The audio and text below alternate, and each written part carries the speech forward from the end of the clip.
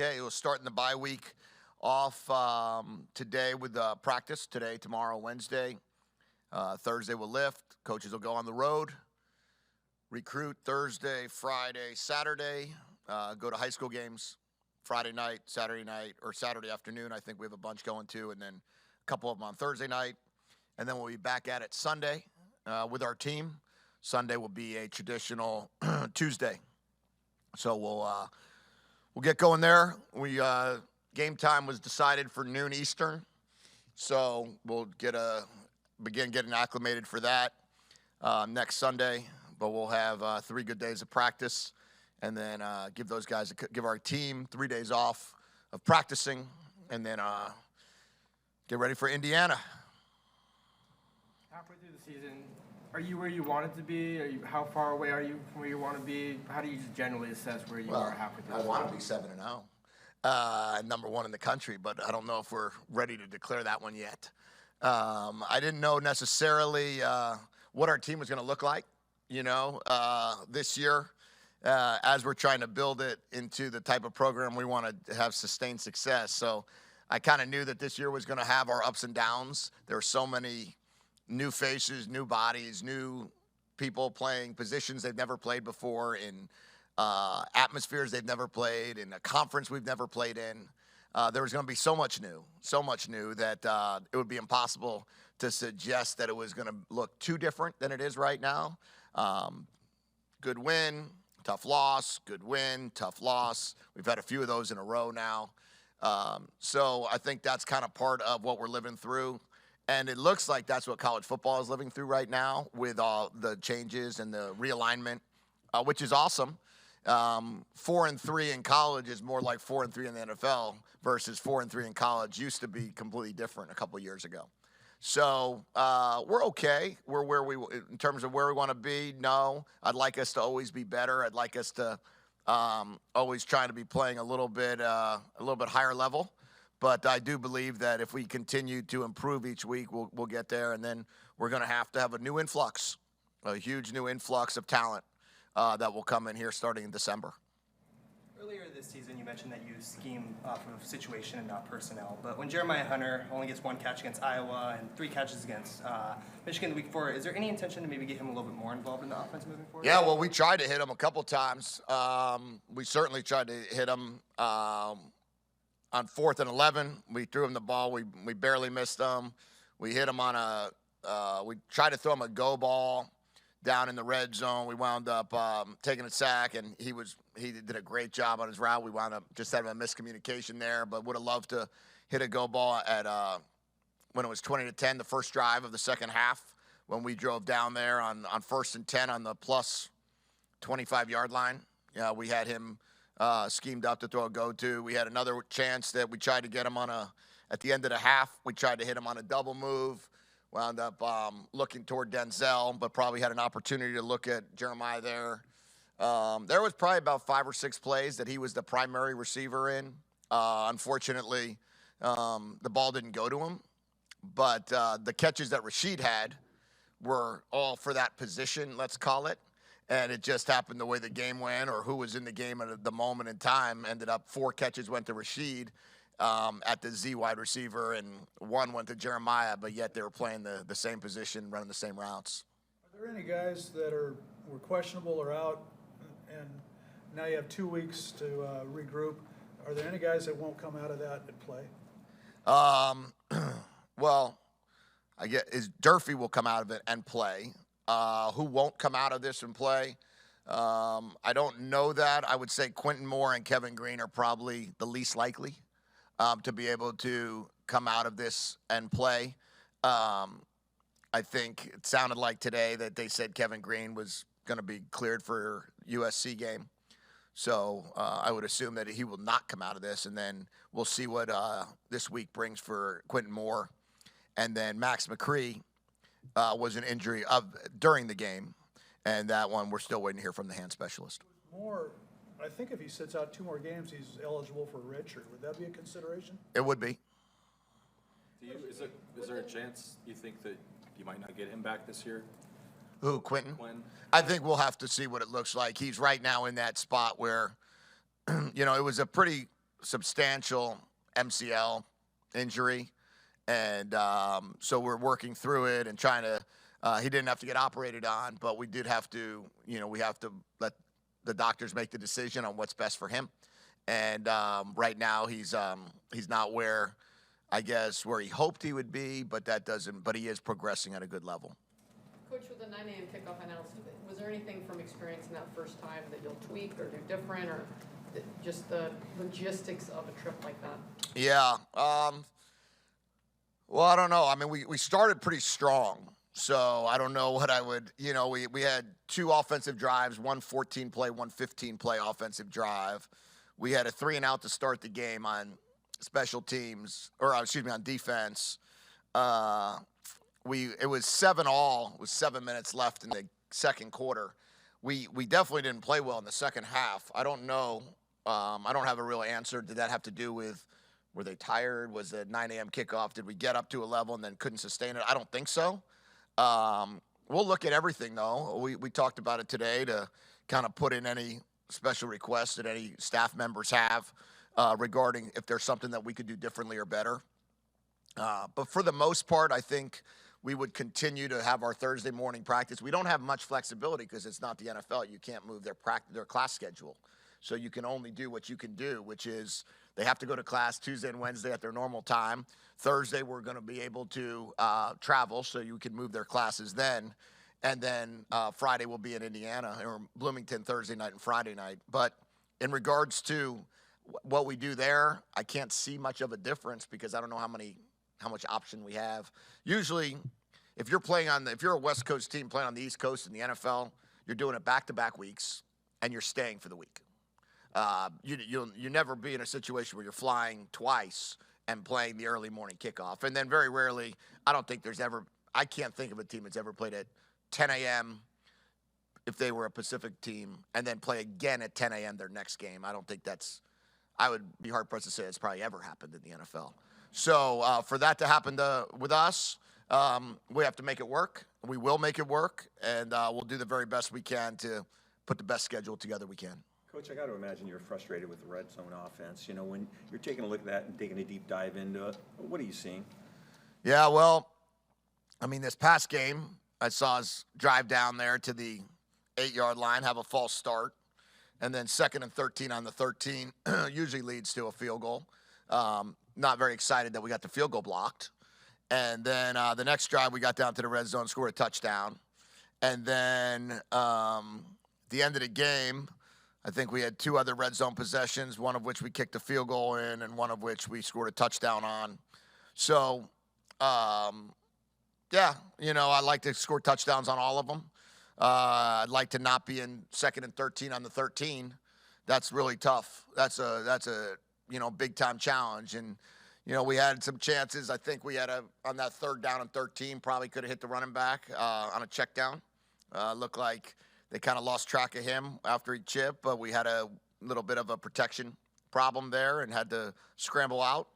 But, yeah, we're looking at everything. We're taking a huge dive into red zone offense, a dive into 3rd down offense, a dive into end-of-half defense, a dive into our kicking game. But you got 3 days, 4 days maybe to look at all of it. It's not the NFL. You don't, switch out players.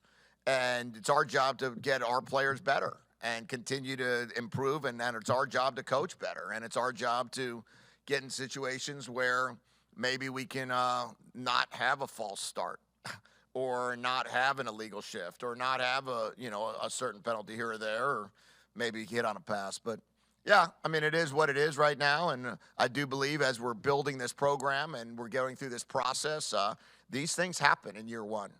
They happen probably everywhere in year one. And we're right now trying to find a way to get better. Do you think the block field goal was more a trajectory issue or a blocking issue up front? Nah, they got us on, they had a really good push. They had a really good push, and they have 2 6'4" and 6'5" D tackles there. And, it looked like the ball might have been a little bit lower trajectory than maybe the other 2 were. But I think they had a really good push on our right guard. and right tackle, and we need to do a better job of submarining there, and we didn't. And they executed the block better than we executed the protection. You mentioned there's going to be a big influx of talent starting in December. Where are the places that you see where you most need to continue to add depth or maybe kind of reshape the way that the personnel is on the roster? Well, I think we have a lot of guys that are out of eligibility. So, you're going to have a situation where our safeties are out of eligibility with Cam Fab and Cam Broussard. So we're going to have to look at our safety position. Our corners, Thad Dixon's out of eligibility. You're going to have Carson Bruner and Zoe both out of eligibility. You got Sebastian Valdez out of eligibility. Jacob Bandez out of eligibility. So when you have all, 7 guys, let's call it, on defense, then offensively, Giles Jackson and Jeremiah Hunter are out of eligibility. I believe everybody else, and Latu is out of eligibility. I believe everybody else isn't. I think that's right.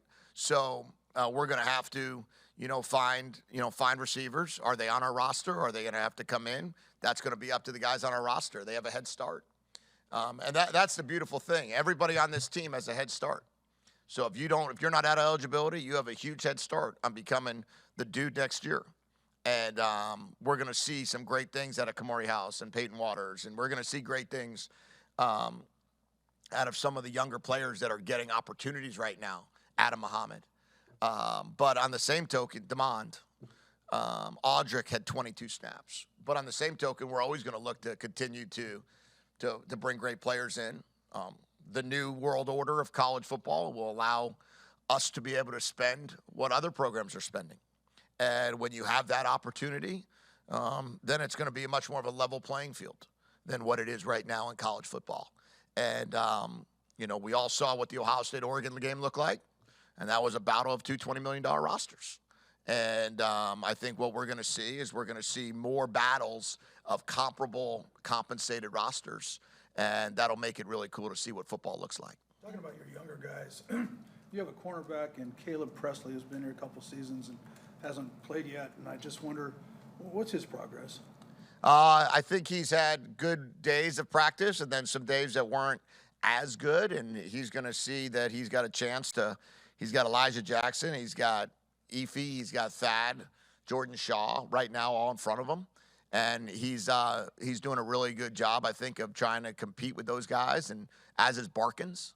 But it's going to be an everyday thing, and they're going to have to be consistent in continuing to improve. And that's the fun part about the bye week, that this is a great opportunity for our young players to go out there and see how much better they can get. And we're going to do a lot more emphasis of good on good with our young guys and see what those guys look like, and give the older veterans, let Cam Fab get his body back, let Zoe, really get healthy, get Bruner really healthy. So this 5-game push that we're going to have to get ourselves to be able to play 6, we're going to try to get the healthiest group we got possibly out there. Coach, can you talk a little bit about the offensive line? It just seemed like you lost Max early. Solo's been hurt. It seems like you've either got new guys or really young guys, which... We had that to start the year.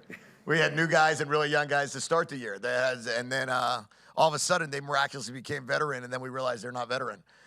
So it's a challenge, right? Max was playing at an Iowa junior college while we were going to play Iowa, right? That's where Max came from. And then we lose Max the 8th play of the game, and then it's like this, oh my God, we lost Max, and then we put Swanee in, who's a freshman. Redshirt freshman. And then we put Khalid Tafai in because Swanee's struggling a little bit because Swanee's coming off of an injury. And Khalid is a redshirt freshman. And Hatchett is playing next to him with his experience as a redshirt freshman. And then you go out there, and on the right side, you've got Enoch and you've got D'Lo, right? 2 guys that are older guys, but guys coming from other places. So you've got D'Lo and Enoch really bringing the stability of the seniority to the offensive line. And then you've got at right tackle Drew, who played half the season last year as a sophomore at San Diego State, and now he's doing a really good job for us. And Zach Henning's a redshirt freshman. He's going to get some more reps.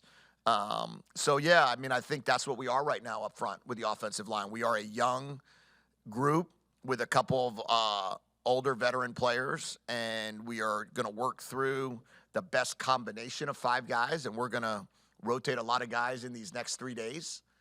Guard Memelar should be healthier than he was, so that's exciting to get him back. And I think we'll see Guard and Landon and D'Lo and Enoch all, and Zach Henning competing inside, and then Swanee, Kali, and Drew, and Pocky probably all competing outside. You guys have seen a number of opponents this year who don't ask their quarterbacks to throw it a whole lot. That's changing here probably over these next 5 games. Yeah. Is that a challenge defensively when you've seen mostly kind of one style most of the year? Yeah, I mean, it's definitely, we've kind of had that run of like 4 games in a row where you've really dealt with running back, run game. And I mean, I think we're letting up 123 yards a game in the passing game on defense. Now we're playing Indiana, who throws, I think they're number 1 in the conference in passing. And then you have SC, who we know is going to throw the ball. And then I think Penn State with Drew Aller, they're throwing the ball. So it's really changing, and then obviously with Dylan up at Oregon. So, we're going to see a substantial difference in what we're defending. And it's going to be a great responsibility and great challenge to keep the defense continuing to play well. Offensively, we've got to find ways to score more than 24 points a game. Our goal is going to have to be, we're going to try to get to 30. And then we're going to see, because I think these next few weeks, the type of offenses we're going to play is we'll have more possessions because it won't be, as long of the ground and pounds.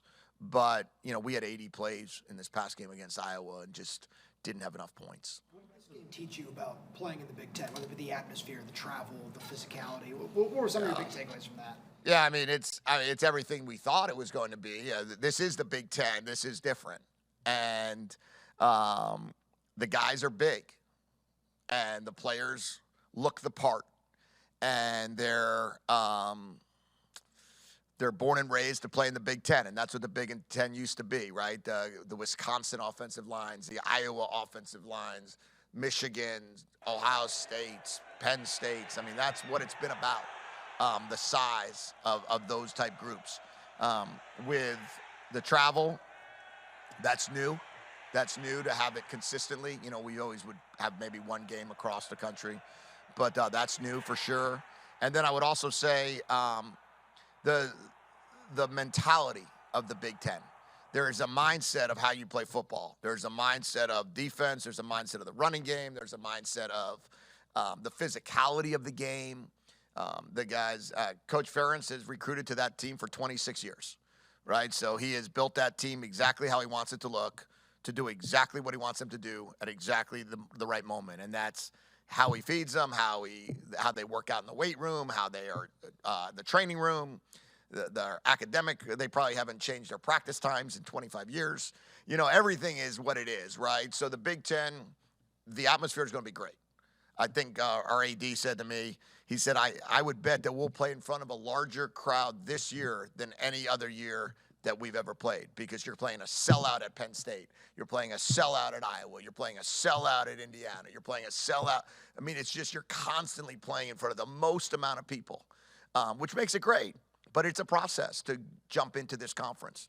It's not like we made a coaching change, but we were already in the conference. We have a new coach in a new conference with a new team, which is different, unique than some of the other places that have first-year head coaches that have been in either this conference or been in the SEC or been in the ACC. Speaking of roster construction and things that are new, how does the 85 to 105 change your approach, maybe and specifically for the 25 recruiting class? Does that allow you to add more guys, or is it how is your approach going to be for? Yeah, well, one of the things that goes into if you want to add more scholarships, that comes out of your revenue share. So the first $2.5 million would be taken out if we added more scholarships. So I think right now what we would like to do is we would like to stay at our 85, and we would like to max out the possible revenue we can get to our kids. I think 85 is a good number, and then be able to maintain the walk-on program and keep 20 players here that are walking on.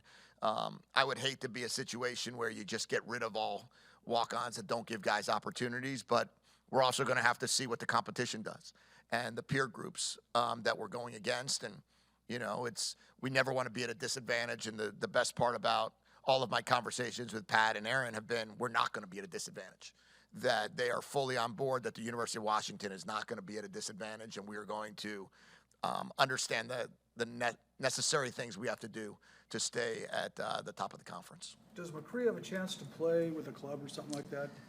That's up to the hand surgeon, so we'll know better today, this afternoon, after he sees the hand surgeon.